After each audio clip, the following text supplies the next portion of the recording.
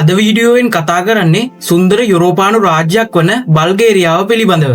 බල්ගේරියාවේ රැකියාවක් කිරීමට හෝ බල්ගේරියාවට යාමට උනන්දුවෙන් සිටින ඔබට අද වීඩියෝ එක ඉතාමත් වැදගත් වෙයි කියලා මම හිතනවා. එම නිසා මග නොහැර මේ වීඩියෝවේ අවසානය වෙනතෙක් රැඳී සිටින්න. මුලින්ම අපි බලමු බල්ගේරියාව පිහිටලා තියෙන්නේ කොහෙද කියලා. බල්ගේරියාව කියලා කියන්නේ ගිනිකොන දෙක යුරෝපයේ බෝල්කන් අර්ධද්වීපයේ පිහිටා ඇති රටක් වන අතර එය රුමේනියාව, සර්බියාව, උතුරු මැසිඩෝනියාව, ග්‍රීසිය, තුර්කිය සහ කළු මුහුදට මායිම් වෙනවා. වර්ග කිලෝමීටර් 1,10,000ක් පමණ විශාල මේ රට ගොඩබිම් විශාලත්වයෙන් යුරෝපයේ 16 වෙනියට විශාලතම රට වෙනවා. මෙහි අගනුවර වෙන්නේ සොෆියා කියන නගරයයි. රටේ භාවිතා කරන ප්‍රධානතම මුදල් ඒකකය වෙන්නේ බල්ගේරියානු ලෙව්. 2026 බල්ගේරියාවේ ජනගහනය ගත්තොත් ලක්ෂ 66ක පමණ ජනගහනයක් එහි වාසය කරනවා. ඇත්තටම මේ බල්ගේරියාව කියන්නේ යුරෝපයේ අඩුම ජනගහන වර්ධන වේගයක් ඇති රටක්.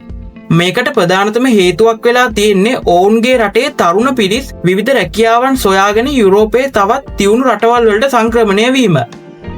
මේ රටේ ජීවත් වන ජනගහනය ගත්තොත් එහි විවිධ ජාතීන් ජීවත් වෙනවා. ඒ අනුව ඔවුන්ගේ රටෙන් 85%ක්ම ජීවත් වෙන්නේ බල්ගේරියානු ජාතිකයන්. ඒ වගේම 8.5% තුර්කි ජාතිකයනුත් 4.5% රෝමානුවනුත් 1.3% වෙනත් ජාතීනුත් එහි වාසය කරනවා. රටේ නිල භාෂාව වෙන්නේ බල්ගේරියානු භාෂාවයි. දැන් අපි සොයා බලමු වර්තමානයේ බල්ගේරියාවේ ආර්ථිකය මොන වගේද කියලා. මෙහි ආර්ථිකය ප්‍රධාන වශයෙන්ම රඳා පවතින්නේ කෘෂිකර්මාන්තය, කර්මාන්තාංශය සහ සේවා කියන අංශ මත. ලෝකයේ ආර්ථිකය අතින් ගත්තොත් 18 වෙනියට විශාලතම ආර්ථිකය හිමිවන්නේ බල්ගේරියාවටයි. එය යුරෝපයේ 10 වෙනියට විශාලතම ආර්ථිකය. දැන් අපි සොයා බලමු බල්ගේරියාවේ ලාංකිකයන්ට පවතින රැකියා අවස්ථා මොනවද කියලා.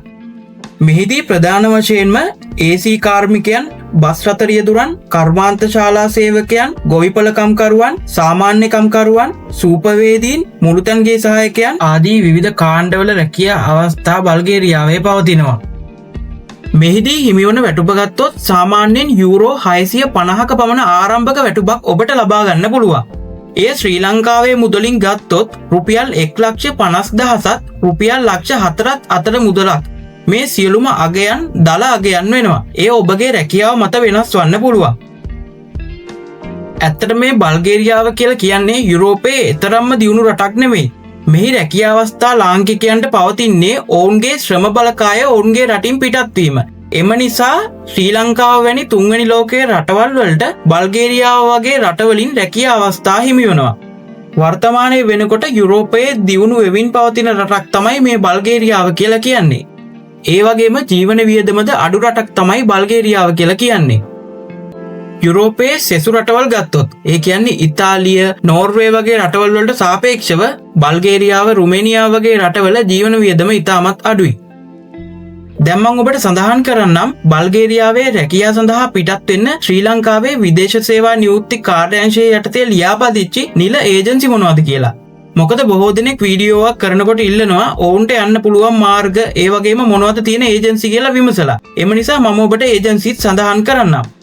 ඇත්තටම බල්ගේරියාවේ රැකියාව සඳහා පිටත් වීමේදී ගල්ෆ් ගේට් මෑන් පවර් කියන ආයතනයෙන් තමයි ඇත්තටම රැකියාව හිමි වෙලා තියෙන්නේ.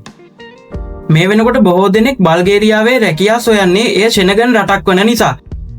එය ෂෙනගන් සම්මුතියට අත්සන් තබන්නේ 2025 වර්ෂයේදී.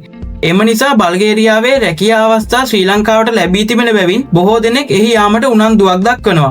සමස්තයක් වශයෙන් ගත්තොත් බල්ගේරියාව කියලා කියන්නේ ඉදිකිරීම්, කර්මාන්ත ශාලා, කෘෂිකර්මාන්ත සහ සංචාරක වැනි අංශවලින් වර්ධනය වන අවස්ථා සහිත සංවර්ධනය වෙමින් පවතින යුරෝපා රටක් ලෙස හඳුන්වන්න පුළුවන්. මේ යුරෝපීය සංගමයේ සමාජිකයෙක් වන අතර බොහෝ විදේශිකයන්ද මෙහි දැනටමත් වැඩ කරමින් සිටිනවා.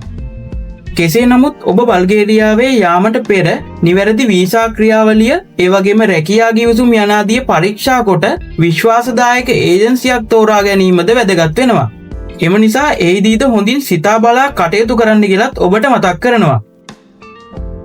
ඉදිරියේදීත් ඔබට මේ වගේ රටවල් ගැන වීඩියෝ නරඹන්න අපගේ ලෝක සංචාරකයා YouTube නාලිකාව subscribe කරන්න කියලා මතක් කරනවා. ඒ වගේම ඔබට අවශ්‍ය රටක් පිළිබඳව තොරතුරු සහ කිසියම් දෙයක් දැනගැනීමට නම් ඒ පහතින් කමෙන්ට් එකක් දාන්නත් අමතක කරන්න එපා. නැවත අලුත් වීඩියෝකින් හමු වෙනකන් ඉහින් එන්නම්. ඔබට සුබ දවසක්.